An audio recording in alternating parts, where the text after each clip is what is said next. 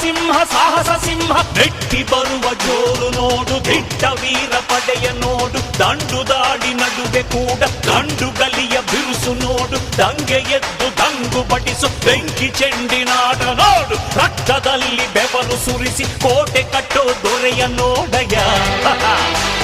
ಇವನಿದ್ದ ಕಡೆಯಲ್ಲೆಲ್ಲ ಘೋರ ಸಿಂಹ ಗರ್ಜನೆ, ಅದು ಯಾರು ಬಂದರು ಕೊನೆಯಾಗದು ಸಿಂಹ ಗರ್ಜನೆ.